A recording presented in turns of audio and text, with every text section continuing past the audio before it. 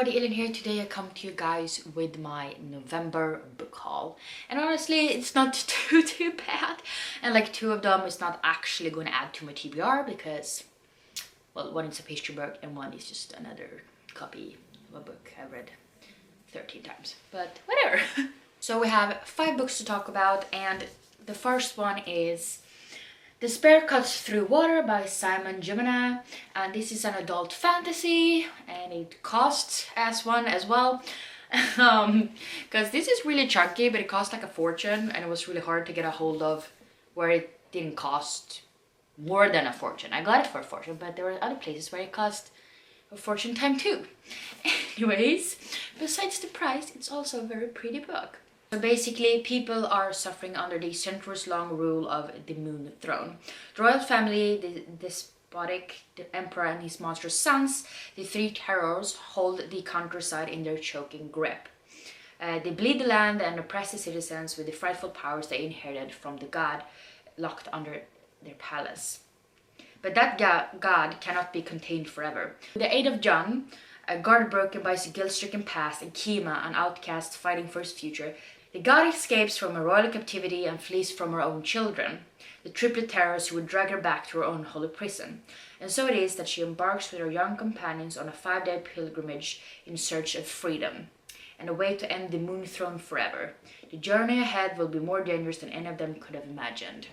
And it just sounds really interesting, and I really want to read this so bad. And then we also have The Last of the Talons by Sophie Kim.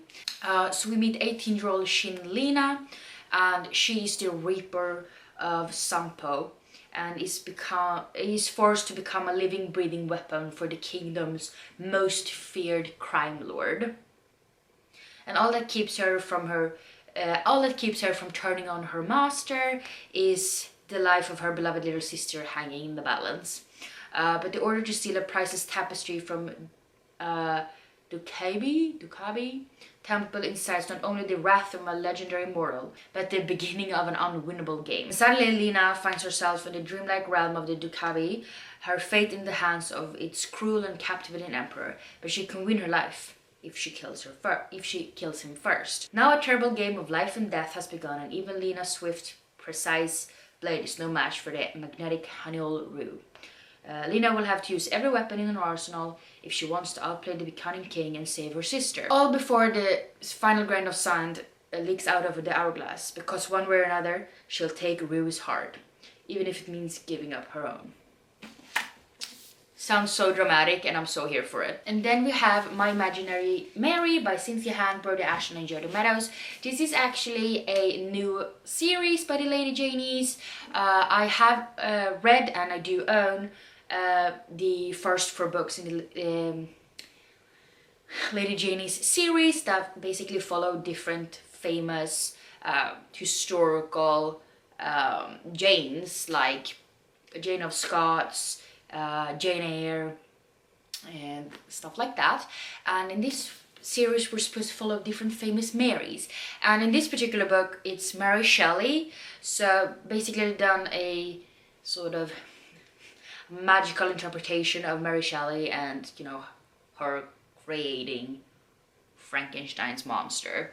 And I really like their writing style because there's always so much like banter back and forth and sort of the breaking of the fourth wall, like the characters are speaking directly to the reader sometimes, and I really love that. So yeah, I really want to read this one too.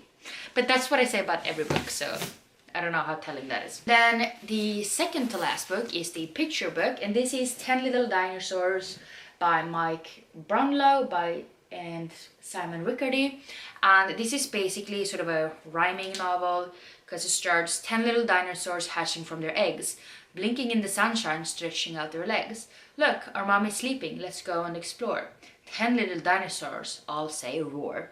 And then for every like page, one of the dinosaurs either get eaten or crushed or like dies in some other well, technically they don't die, but they go away. And yeah, I was just planning to work with this with the kids at work, so I think that would be fun. And yeah, the illustrations are really cute as well. And like very colorful and everything like that. So yeah, I think they would enjoy it a lot. And then the book I definitely did not need, but I kind of did need since I bought it. And that is Alice's Adventures in Wonderland by Lewis Carroll, illustrated by Chris Riddell. And if Chris Riddell sounds, you know, familiar, it is because he illustrated the Harry Potter books. And he's made Alice in Wonderland, and if you can't already tell from like the half of the shelf right here being Alice in Wonderland and me having a couple of editions, well, question no more. The collection is growing, which I promised myself it wouldn't. Anyways, the illustrations are so beautiful. Some of them are in color and some of them are black and white. And it's just so beautiful, and I love Chris Riddell's illustrations, and well, obviously I like the story since I own so many copies, and I know he has made it through The Looking Glass as well, so now I need that, honestly. So yeah, but this is the, I think, Macmillan Children's Books edition by Chris Riddell. Those were all of the books I bought this month. So as always, if you read any of these books, please let me know what you thought about them down below without spoiling, of course. And yeah, I hope to see each other in the next one. Bye.